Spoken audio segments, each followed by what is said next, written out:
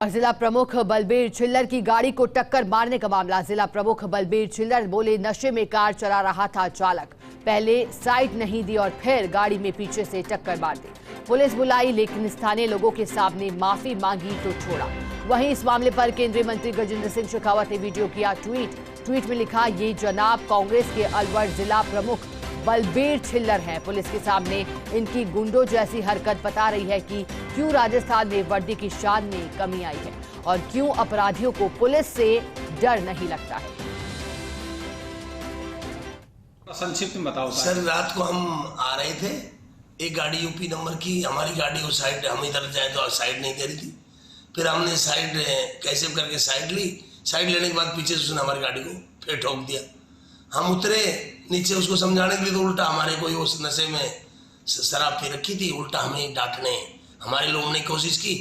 तो मेरे पीएसओ ने मुझे रहा तो गाड़ी दी, तो मैंने उसको धमकाया, उल्टा चोर कोतवाल को डांट रहा है। तो उसको धमकाने लगे तो बीच में लोग आ गए, लोग वहाँ पब्लिक खड़ी थी, वो वीडियो बना रहे थे। तो आवेश तो ये था कि उन्होंने गलती करके भी उल्टा हमें ही शराब के नशे में थे। फिर हमने पुलिस को कॉल किया, पुलिस के एसआई का मेरे पास आया, तो पुलिस को पहुंची। उसके बाद हमने कहा भाई ये बात है। फिर उन्होंने इससे पहले लोगों ने माफी मांग ली, सब में गलती होगी जो गाड़ी में आपका नुकसान हो देने के लिए तैयार हूँ। और विधायक हरीश मीणा ने पीसीसी अध्यक्ष डोटासरा को निष्क्रिय अध्यक्ष बताया है। हरीश मीणा एक कार्यक्रम में बोल रहे थे।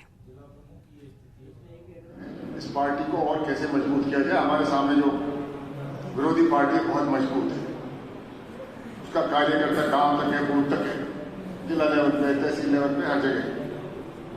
मेरा खुद का ये मानना था, क्योंकि मैं अलग उससे क्षेत्र से आया था, मैं सब जब तक कार्यकर्ता का मुकाबला तो कार्यकर्ता करेगा, संगठन का मुकाबला संगठन करेगा, विचारधारा का मुकाबला विचारधारा करेगा। एक की जगह दूसरा नहीं ले सकता। जो हमारी विरोधी पार्टी है उसके हर स्तर पे कार्यकर्ता है, हर स्तर पे संगठन है, पदाधिकारी है। हमारे पास क्या था, प्रदेश अध्यक्ष 2-2.5 साल से निष्क्रिय। आज भी हमारे पास पूर्णकालीन प्रदेश अध्यक्ष नहीं है, यह अस्थायी व्यवस्था है। आज भी टॉप में जिला अध्यक्ष नहीं है, आज भी नहीं, उसमें मेरा कोई रोल नहीं है। अंतर्राष्ट्रीय गुर्जर दिवस समारोह को लेकर देवनारायण बोर्ड के अध्यक्ष जोगिंदर सिंह अवाना को निमंत्रण दिया गया है। साथ ही देवनारायण बोर्ड की उप सचिव रेखा सराधना को भी आमंत्रित किया गया है।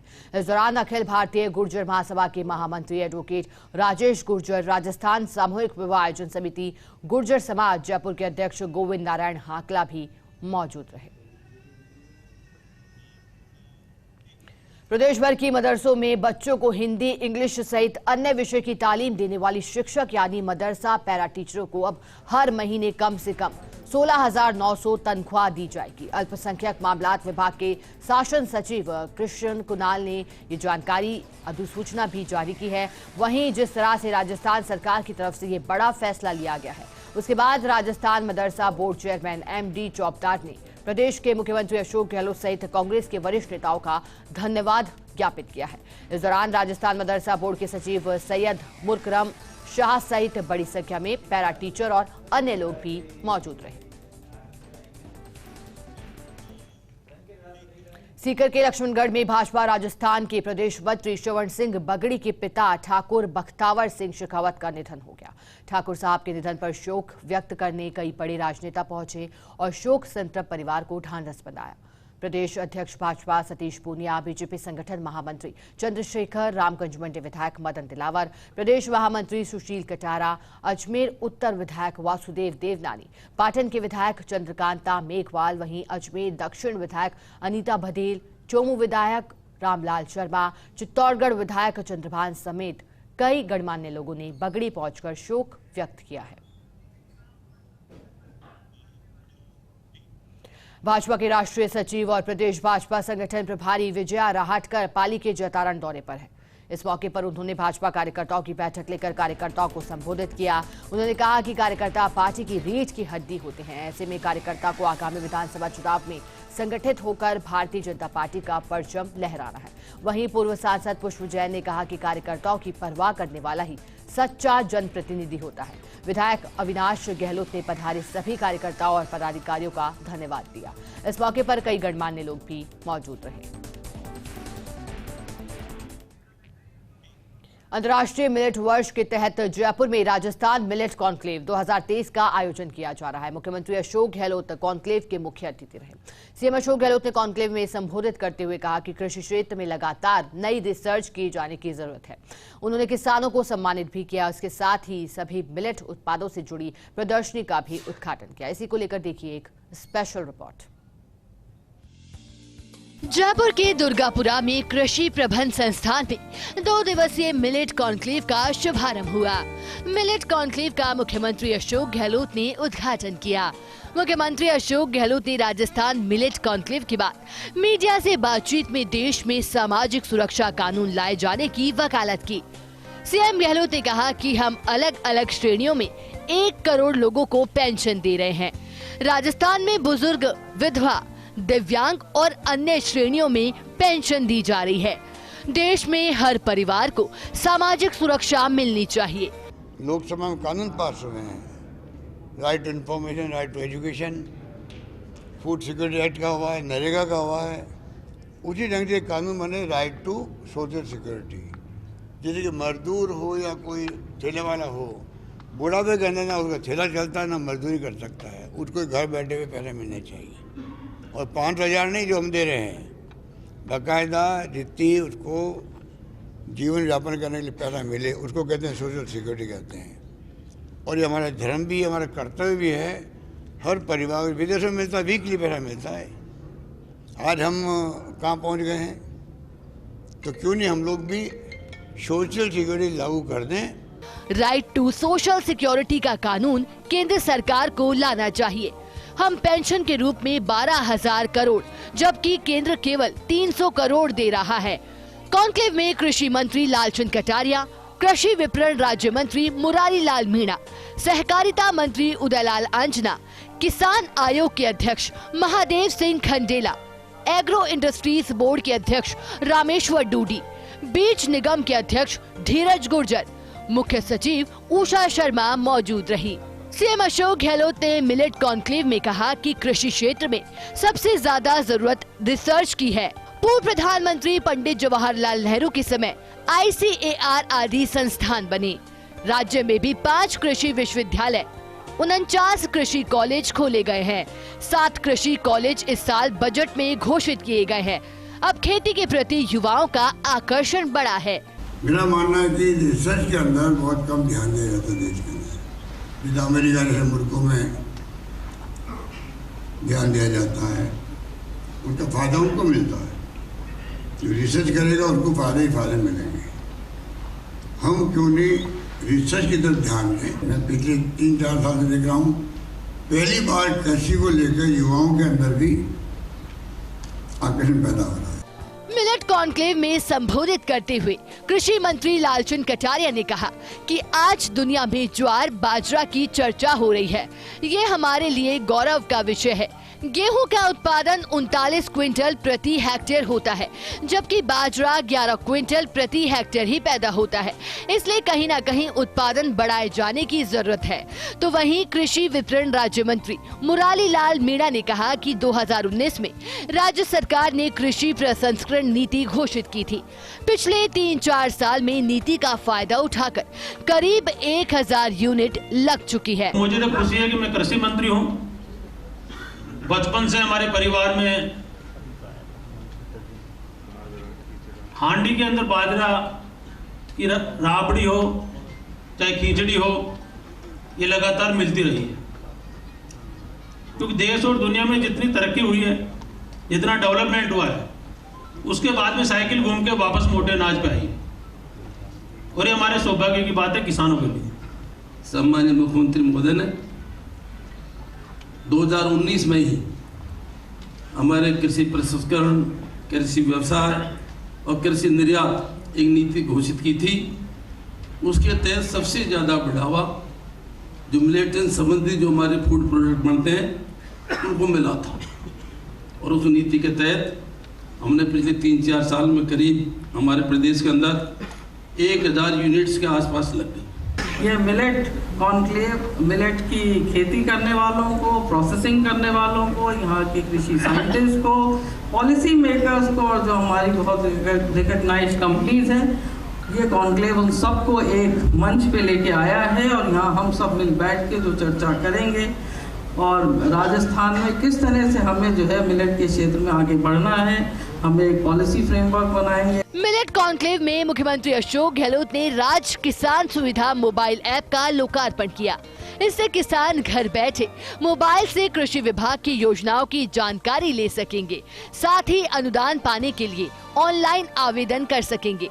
सीएम गहलोत ने कृषि प्रसंस्करण में राजस्थान के बढ़ते कदम पुस्तक का विमोचन किया। 5 किसानों को राज्य स्तरीय पुरस्कार दिए गए। मिलेट कॉन्क्लेव में लगाई गई 120 स्टॉल्स में ज्वार, बाजरा, रागी, कुटकू आदि से बने खाद्य पदार्थ प्रदर्शित किए गए हैं। किसानों को स्टार्टअप के बारे में जानकारी दी जा रही है। फर्स्ट इंडिया न्यूज के लिए काशीराम चौधरी की रिपोर्ट। प्रदेश कांग्रेस प्रभारी सुखजिंदर सिंह रंधावा ने संगठन की बैठक ली है। प्रदेश कांग्रेस कार्यालय में आयोजित बैठक में मुख्यमंत्री अशोक गहलोत, पीसीसी चीफ डोटासरा भी मौजूद रहे। बैठक के बाद मीडिया से रूबरू हुए सुखजिंदर सिंह रंधावा ने कहा कि प्रदेश सरकार ने शानदार बजट पेश किया है। चिरंजीवी योजना में 25 लाख तक का इलाज फ्री किया।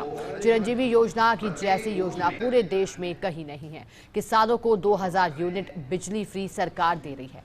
घरेलू कनेक्शनों में 100 यूनिट तक बिजली फ्री दी जा रही है।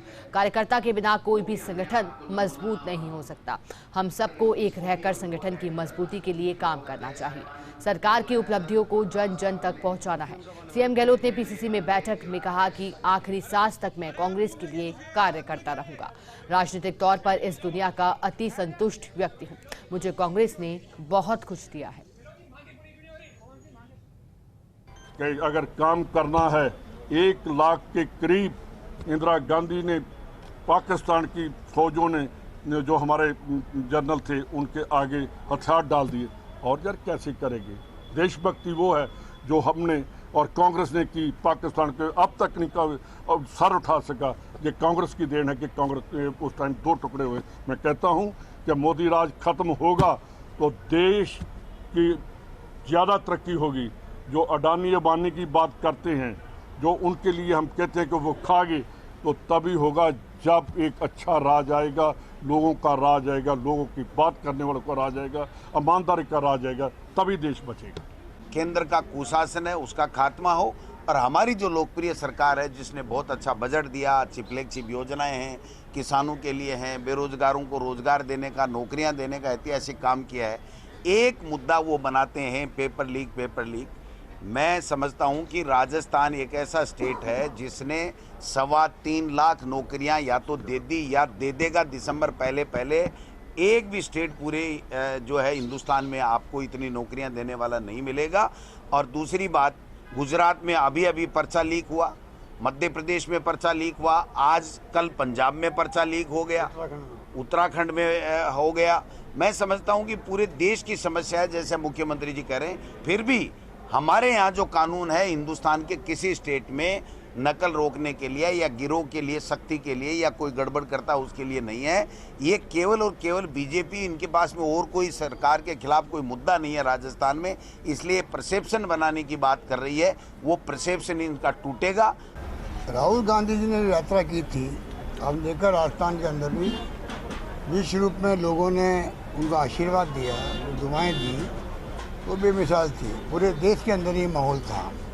मुद्दे क्या थे? महंगाई का था, बेरोजगारी का था, और देश में जो हिंसा है, तनाव है, वो भी मुद्दा था। प्रेम, मोहब्बत, भाईचारा होना चाहिए, और अमीर गरीबी खाई नहीं बढ़नी चाहिए, तो मुद्दे थे। ये मुद्दे उन्होंने लंदन में कहे हैं जाकर के वहाँ पर। अब ये राहुल गांधी की पर्सनैलिटी से जिस प्रकार से पूरे देश में वेलकम हुआ उनका यात्रा में, करीब 3,500 किलोमीटर यात्रा थी, श्रीनगर में लाल चौक में जाके झंडा फहरा दिया, उससे घबरा करके ये लोग राहुल गांधी को, पहले उन्होंने खूब सोशल मीडिया को काम लेके बदनाम किया, पोल खुल के इनकी राहुल गांधी वास्तव में क्या व्यक्तित्व रखता है, कैसे वो काम करते हैं।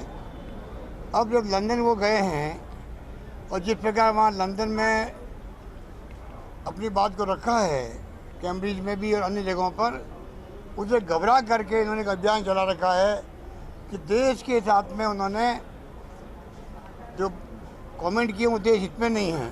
मैं पूछना चाहूँगा कौन सा कमेंट उनका देश हित में नहीं है। आज को सोशल मीडिया है, मोबाइल फ़ोन है, इंटरनेट सेवाएं हैं। यहाँ मैं बोल रहा हूँ तो अमेरिका में सुन रहे, कोई सुनना चाहे तो इंग्लैंड में सुन सकते हैं।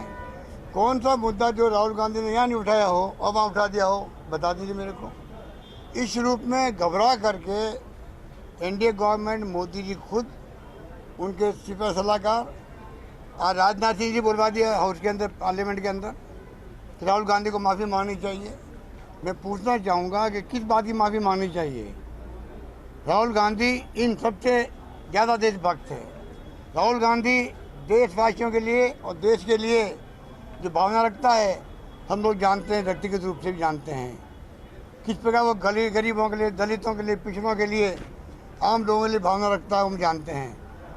उस व्यक्तित्व के बारे में इस प्रकार से प्रोपेगेंडा शुरू करना, क्योंकि धन बल की कमी नहीं इनके पास में, देश को बर्बाद करें, ईडी, इनकम टैक्स, सीबीआई के छापे डलवा करके विपक्षी नेताओं पर, पूरे देश में चर्चा के विषय बन चुका है बातें। इन बातों से देश आने वाला नहीं है, गुमराह होने वाला नहीं है, लोग समझ गए हैं इन चालों को। और देश भर में कांग्रेस ने केंद्र सरकार और अडानी मुद्दे को लेकर विरोध प्रदर्शन किया है। इसी के तहत कांग्रेस ने जयपुर में राजभवन तक भी मार्च निकाला। कांग्रेस प्रभारी सुखजिंदर सिंह रंधावा, पीसीसी चीफ डोटासरा समेत प्रमुख नेता और मंत्री इसमें शामिल हुए, जहां उन्होंने अडानी मामले में जेपीसी गठन कर जांच की मांग की। तो वहीं प्रभारी रंधावा ने आपसी गुटबाजी को लेकर कांग्रेस नेताओं को नसीहत दी। रंधावा ने कहा कि अपनी आपस की लड़ाई को खत्म कर दो, बीजेपी अपने आप खत्म हो जाएगी। एक रिपोर्ट देखिए जरा। राजस्थान में विधानसभा चुनाव से पहले कांग्रेस में सख्त बयानों के जरिए एकता स्थापित करने के प्रयास शुरू हो गए हैं। अडानी मुद्दे को लेकर केंद्र सरकार के खिलाफ कांग्रेस की ओर से निकाले गए राजभवन मार्च में प्रदेश कांग्रेस प्रभारी सुखजिंदर सिंह रंधावा के बयानों ने सियासी हलचल पैदा कर दी है। राजभवन मार्च के दौरान अपने संबोधन में रंधावा ने राजस्थान की कांग्रेस को नई नसीहत दी है। टिकट की टकटकी लगाए बैठे कांग्रेस नेताओं को प्रभारी रंधावा ने दो टूक कहा कि कोई कोटा सिस्टम नहीं चलेगा। राजस्थान कांग्रेस में टिकट उसी को मिलेगा जो काम करेगा। मेरे को अफसोस से कहना पड़ रहा है, मेरे पास जो भी आता है वो ये नहीं कहता कि हमने कांग्रेस को कैसे आगे लेकर जाना है। वो कहता मेरे को क्या बनाओगे। और भाई पहले कांग्रेस को बना लो। अगर कांग्रेस जिंदा तो आप सभी जिंदा हो। मेरे को काम करने वाले चाहिए। कोई कोटा सिस्टम नहीं चलेगा कि जिसका आदमी है उसका आदमी है उसको टिकट दे दो। जो कांग्रेस का है, वर्कर है, उसको टिकट मिलेगी। प्रभारी रंधावा ने बड़ी कुशलता के साथ अपने नाम का अर्थ बताते हुए कार्यकर्ताओं में जोश भरा। उन्होंने आह्वान कर कार्यकर्ताओं से कहा, अपने आप में करंट लेकर आओ। हरीश चौधरी ने पंजाब में करंट पैदा किया। हमने 10 साल का अकाली राज खत्म कर दिया। जब आपसी गुटबाजी और लड़ाई खत्म कर देंगे तो बीजेपी भी अपने आप ही खत्म हो जाएगी। करंट लेकर आओ अपने आप में, तो ये फिर डरेंगे जो स्टेज पर बैठे हैं। आज चौधरी साहब बैठे हैं, इनको पता है इन्होंने कैसे करंट पंजाब में पैदा किया था। चौधरी साहब वैसे ही 2017 वाला करंट आना चाहिए। मैं देश का ही नहीं पूरी दुनिया का सबसे बड़ा घोटाला अडानी समूह के मार्फत से नरेंद्र मोदी जी ने करा, उसके संदर्भ में कांग्रेस पार्टी मांग कर रही है जेपीसी। जब ये सवाल उठा रही है कांग्रेस पार्टी, उन सवालों को ये रोक रहे हैं। चाहे वो संसद के अंदर हो, संसद के अंदर चाहे राहुल गांधी जी ने जो सवाल उठाए वो तमाम सवालों को डिलीट किया जा रहा है।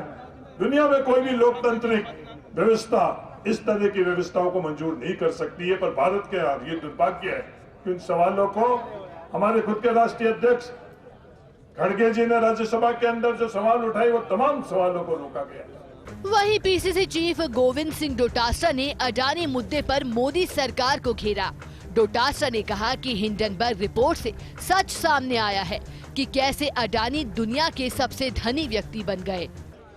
देश की जनता के साथ में धोखा किया और इनको बेजा फायदा देने का काम किया। और जिसका उदाहरण देश के सामने आ गया जब हिंडनबर्ग की जो रिपोर्ट आई और जिस प्रकार से देश में पता चला कि यही अडानी जी जो जब मोदी जी प्रधानमंत्री बने थे उससे पहले 700 के लगभग इनसे ऊपर उद्योगपति थे और एक समय आया जब विश्व के 2 नंबर के 3 नंबर के ये उद्योगपति इन 7-8 साल में बन गए। भारतीय जनता पार्टी को जेपीसी का गठन करना चाहिए और करना पड़ेगा ताकि देश की जनता के सामने सच्चाई आ सके। ये देश लूट रहा है और प्रधानमंत्री ने कहा देश लूटने नहीं दूंगा। अपनी कतरी और करनी में इतना अंतर क्यों भाई? मोदी सरकार के खिलाफ निकाले गए मार्च में प्रदेश कांग्रेस के तमाम नेता और कार्यकर्ता मौजूद रहे, जहां कांग्रेस सरकार के मंत्रियों और प्रमुख नेताओं ने भी राजभवन मार्च को संबोधित किया। अडानी ग्रुप घोटाले के खिलाफ विरोध प्रदर्शन रखा गया है। हम सब लोगों को मजबूती से, चाहे वो ब्लॉकों पर, जिलों पर जो विरोध प्रदर्शन हुआ है, निश्चित तौर पर भारतवर्ष के अंदर भारतीय जनता पार्टी के खिलाफ माहौल है। बीजेपी दादागिरी नहीं करे, लिमिट में रहे। बीजेपी क्या कर लेगी? बीजेपी मार देगी किसी को, रोटी छीन लेगी। पूरे देश में छापे डाल रहे हैं, मार रहे हैं, कर क्यों? अडानी के घोटाले पे पर्दा डालने के लिए लोगों में दहशत है। मैं जानता हूँ राजस्थान में भी तैयारी है।